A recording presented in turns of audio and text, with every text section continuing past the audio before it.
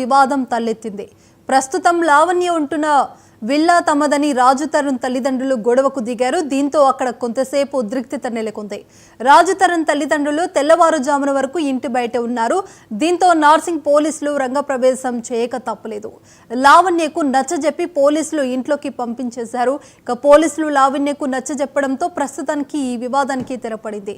ఇక దీనికి సంబంధించి పూర్తి సమాచారం మా ప్రతినిధి గోపి అందిస్తారు. గోపి, చెప్పండి, అక్కడ సిచ్యువేషన్ ఎలా ఉంది, పూర్తి అప్డేట్స్ ఇవ్వండి.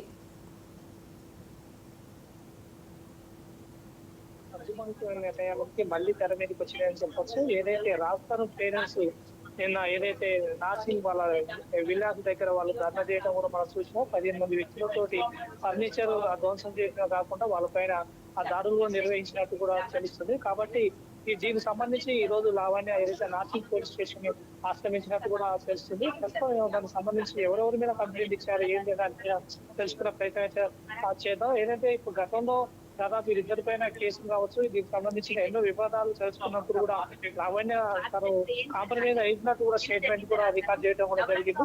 కాబట్టి ఈ రోజు నిన్న జరిగిన దాడిపైన కూడా పోలీసు వాళ్ళ వైఖరి కూడా ఎలా ఉందో దానిపైన కూడా పూర్తిగా తెలియాల్సి ఉంది. కాబట్టి ఇప్పుడు లావణ్య మన దగ్గర ఉన్నది, ఆవిడ అడిగి తెలుసుకుందాం.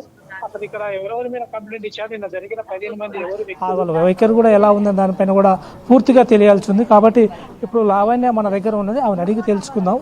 అసలు ఇక్కడ ఎవరెవరి మీద కంప్లైంట్ ఇచ్చారు, నిన్న జరిగిన 15 మంది ఎవరు వ్యక్తులు, రాస్తారు ఇన్ని రోజులు వాళ్ళకి సంబంధించి వాళ్ళు ఎక్కడ నుంచి వాళ్ళు వచ్చి దాడి చేశారు దానిపైన కూడా పూర్తి వివరాలు తెలియాల్సి ఉన్నది.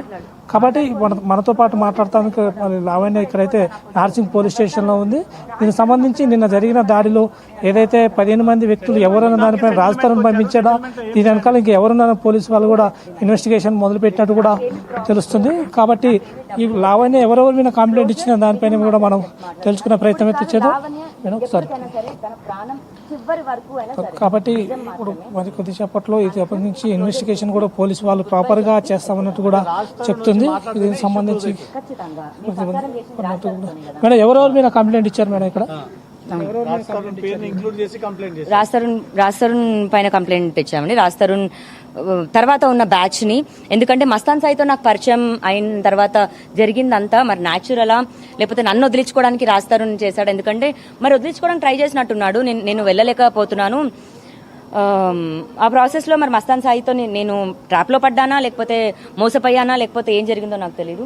బట్ అదంతటి కూడా రాజ్ తరుణే నిజం చెప్పాలి. మొత్తం మూల కారణం కూడా రాజ్ తరుణ్. ఇన్ని రోజులు పేరెంట్స్ ఎక్కడున్నారు? రాజస్థాన్ పేరెంట్స్ ఇన్ని రోజులు ఎక్కడున్నారు? అసలు రాజస్థాన్ పేరెంట్స్ ఇన్ని రోజులు ఎక్కడున్నారు? ఈ రోజు వచ్చి మీ ఇంటి ముందర గొడవ పెడుతున్నారు కదా, వాళ్ళు ఎక్కడున్నారు ఇన్ని రోజులు? రాజ్ తరుణ్ వాళ్ళ పేరెంట్స్ ఉప్పల్లో ఉంటారండి. ఈ రోజున మేము ఉండడానికి ఇల్లు లేక మేము సొంత ఇంట్లో మాది పెట్టుకొని కిరాయి ఇంట్లో ఉంటున్నాం అంటున్నారు. రాజ్ తరుణ్ ఎక్కడో మాదాపూర్లో ఉన్నాడు, వాళ్ళెక్కడో ఉప్పల్. ఎందుకు 2 ఇల్లులు కావాలి? ఒక ఇంట్లోనే ఉండొచ్చు కదా, పోనీ సొంత ఇల్లే ఉంది కదా, అందరం కలిసే ఉండొచ్చు కదా. ఒక లావణ్య ఉండడానికి ప్రాబ్లమా? చట్టపరంగా విడాకులు ఇచ్చి తీసేసుకో, మూవ్ ఆన్ అయిపో. ఒక ఆడపిల్ల జీవితంతో కూడా నువ్వు ఎందుకు మానేయాలి? నాకు వచ్చి రాజ్ తరుణ్ని మాట్లాడమనండి. నేను ఇప్పుడు వెళ్ళి నేను ధర్నా చేసి నేను కూర్చొని నేను ప్రాణాలైనా వదులుతాను, కానీ వాళ్ళ చేతులతో ప్రాణాలను అయితే నేను పోగొట్టుకోను. అయితే నిన్న జరిగిన దాడిలో వాళ్ళ పేరెంట్స్ కూడా మీరు దగ్గర తీసిరని కూడా తెలిసింది నైట్. అంటే వాళ్ళు దాని తరఫున వచ్చిన ఎవరైతే వ్యక్తులందరూ వెళ్ళిపోయినాక తీసుకున్నారా, వాళ్ళ పేరెంట్స్ కూడా ఏమైనా చెప్పడం జరిగిందా నైట్? అంటే ఎంత కాదన్నా పెద్దవాళ్ళు 1, 2 ఇన్నోసెంటే అండి. స్కేప్ గోట్ అనే నమ్ముతాను. చుట్టుపక్కన వాళ్ళు రెచ్చగొట్టుకుంటూ ఆంటీ అంకుల్ మేమున్నామని రెచ్చగొట్టుకుంటూ చేసినప్పటికీ వాళ్ళు కూడా యాక్టింగ్ పర్ఫార్మెన్స్ అన్నది బాగానే జరిగింది. ఎందుకంటే నడవడమే రాని వాళ్ళు 2వ ఫ్లోర్ ఎక్కారండి. ఇప్పుడు 2nd ఫ్లోర్ లో ఉన్నారు వాళ్ళు పైన. అంటే నా రూమ్ లో ఉన్నారు. ఐ గేవ్ దెమ్ అంటే ఉండండి పర్లేదని. ఉండనివ్వండి, నాకేం ప్రాబ్లం లేదు. నా తల్లిదండ్రులను చూసుకున్నట్టుగానే నేను వాళ్ళని చూసుకుంటాను. ఇప్పుడు మీరు గేటర్ కమిటీ వాళ్ళది, అది ఎవరు పర్మిషన్ లేని వితౌట్ లోపల పంపించారు ఎవరిని? వీళ్ళని ఎట్లా లోపల రానివ్వటే ఎవరు పర్మిషన్ ఇస్తే సెక్యూరిటీ వారు అలో చేశారు? నిన్న సుమారుగా 1:08 రాజ్ తరుణ్ కమ్యూనిటీ మేనేజర్ సురేష్ అని ఉంటారు, ఆయన కాల్ చేయడం జరిగింది. అంటే మా వాళ్ళు వస్తున్నారు అలో చెయ్యి అని చెప్తే ఒక 15 మంది 20 మంది వరకు వచ్చారు. అంత లగేజ్ తీసుకొని. ఫర్నిచర్ ఏమేమి డ్యామేజ్ చేశారు? అంటే రావడం సీసీ కెమెరాలు పగలగొట్టారా? ధ్వంసం చేసుకుంటూనే వచ్చారండి. వాళ్ళని చూసి నేను హిజ్రా వాళ్ళేమో అనుకున్నాను, అండ్ మస్తాన్ సాయి పీపుల్ అనుకున్నాను. నన్ను డ్రాగ్ చేసి కిందకు లాగినప్పుడు రాజ్ తరుణ్ వాళ్ళ పేరెంట్స్ అని అర్థమైంది. రాజ్ తరుణ్ ఇలాంటి పని చేశాడు అన్నదే ఇంకా షాకింగ్ గా ఉంది. ఇంత ఇన్సిడెంట్ జరిగినప్పుడు రాజస్థాన్కి ఏమైనా ఫోన్ చేయడం కానీ ఏమైనా ట్రై చేశారా? తర్వాత ఆయనతో ఏమైనా మాట్లాడటానికి ఏమైనా ట్రై చేశారా? నన్ను మొలెస్ట్ చేస్తున్నప్పుడు రాజ్ వీడియో కాల్లో ఉన్నాడండి. లాగండి దాన్ని అని చెప్తున్నాడు. అది చాలా బాధాకరంగా ఉంది. నేను ఇప్పుడు కంప్లైంట్ కూడా ఇప్పుడు పెట్టేదాన్ని కూడా కాదు, కానీ అది రాజ్ దగ్గరుండి చూస్తున్నాడు. అంటే నా పెయిన్ అంతా చూస్తున్నప్పుడు మరి అతను జైలుకి వెళ్ళాలి అనుకోవడంలో నాది కూడా తప్పలేదు అని అనిపించింది. ఇప్పుడుకైనా సరే రాజ్ నుంచి క్లోజర్ ఇచ్చేస్తే వదిలేస్తాను, లేదా అతను కోర్టు మెట్లు ఎక్కిస్తాను. నేను చివరిగా మీరు అసలు ఏం కోరుకుంటారు? రాజ్ నుంచి కావచ్చు, మీరు తరించి మీరు ఎలా కన్క్లూజన్కి వచ్చారు? అంటే ఏం చెప్దాం అనుకుంటారు? రాజ్ కావచ్చు, ఆయన వెనుక ఉన్న శేఖర్ భాష కావచ్చు, వీళ్ళందరికీ ఏం చెప్పాలనుకుంటారు మీరు? ఎవరి జీవితం వాళ్ళది వాళ్ళు చూసుకుంటే బాగుంటుంది. ప్రతి ఇళ్లలో సంసారాలు ఉంటాయి, ప్రతి ఇళ్లలో గొడవలు ఉంటాయి. ఇప్పుడు నాకు నిన్న ఏమనిపించిందంటే, నిన్న ఇంతమంది జనాలు ఉన్నారు కదా, ఒక్కసారి పక్కకి వెళ్ళిపోయినప్పుడు మా గొడవ మేము క్లియర్ చేసేసుకున్నాం. మా అత్త మామే లేకపోతే ఎక్స్ అత్త మామలు అవ్వచ్చేమో, బట్ క్లియర్ అయితే చేసుకున్నాం కదా, ఒక అవకాశం వచ్చింది కదా.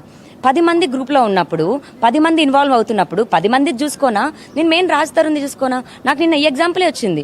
దయచేసి ఎవరి లైఫ్ వాళ్ళు చూసుకోండి. ఎందుకు శేఖర్ భాష నీకు ఈగో? నీ సంసారం నువ్వు చూసుకో. నీ ఇంటికి వచ్చి నీకు గోల చేస్తున్నానా? అంత ఇన్షర్ట్ వేసుకొని వచ్చేసాడు మొత్తం రెడీ అయిపోయి. ఎవరి లైఫ్ వాళ్ళది, అతని లైఫ్ అతను చూసుకోమనండి. నేనైతే చట్టపరంగా ఇప్పుడు శేఖర్ భాష చేసిన మిస్టేక్స్ కి కూడా లీగల్ గా ఏం కాన్సిక్వెన్సెస్ ఉన్నాయో వాటి పరంగానే వెళ్తామండి. రాజ్ తరుణ్కి ఏం చెప్పదలుచుకోరు? ఇప్పుడు దాకా చెప్పింది అంతా కూడా నేను మీడియా పరంగా రాజ్ తరుణ్కే చెప్తున్నాను. రాజ్, నీకు నేను వద్దా? విడిపోదామా? మంచిగా విడిపోదాము. వేర్ యూ ఆర్ మీ ఆర్ బోత్ ఫ్యామిలీస్ మంచిగా లైఫ్, ఇక మీదటైనా మంచిగా లైఫ్ లీడ్ చేయడానికి అని గుడ్ నోట్ వెళ్ళిపోదాం. It's not about property, it's not about anything. Good నోట్లో గుడ్డుగా విడిపోదాం. ఏది ఎవరమే లాస్ అవ్వలేదు. అది నీ స్టేట్ ఆఫ్ మైండే. వచ్చి మాట్లాడు, క్లియర్ అయిపోద్ది. పోనీ ఒంటరిగా వచ్చి కూర్చొని మాట్లాడలేను ఇలా అంటే 10 మంది ముందేరా, మీడియా ముందేరా సంతకం పెట్టేసి క్లోజర్ ఇచ్చేసి వెళ్ళిపో. పోలీసు వాళ్ళు ఏమంటారు చివరిగా మీ తరపు నుంచి? నిన్న జరిగిన దాడికైతే నేను సీసీటీవీ విజువల్స్ తీయమని కోరానండి. అవే మెయిన్ ఎవిడెన్సెస్. అండ్ ఎవరైతే వచ్చారో వాళ్ళందరూ వీడియోలు తీశారు. అది గనక ఖచ్చితంగా నాకు పోలీసులు ఇప్పించాలి అంతే. సో అది మనం చూసాం కదా, ఏదైతే రాజ్ తరుణ్ ఏదైనా ఉంటే మన ఇద్దరి మధ్యలోనే ఒప్పందం కురుచుకుందాం, కానీ వీళ్ళందరితో ఎందుకు దాడి చేపిస్తున్నారు మీరు? ఇది ఇంతవరకు కరెక్ట్ కాదని కూడా లావణ్య చెప్పడం కూడా జరుగుతున్నది. ఈ రోజు మాత్రం నార్సింగ్ పోలీస్ స్టేషన్లో ఫిర్యాదు చేయడం కూడా జరిగింది. ఎవరైతే నిన్న 15 మంది వ్యక్తులు తన ఇంటిపై దాడి చేసిరో వాళ్ళపైన కూడా కేసు నమోదవుతున్నట్టు కూడా పోలీసు వాళ్ళు కూడా ప్రాపర్గా ఎంక్వైరీ చేసి దీనిపైన ఏమైందో దానిపైన కూడా కేసు నమోదు చేస్తున్నట్టు కూడా పోలీసు వాళ్ళు పూర్తి వివరణ సేకరిస్తున్నట్టు కూడా తెలుస్తుంది. పర్వి. Right, thank you Gopi.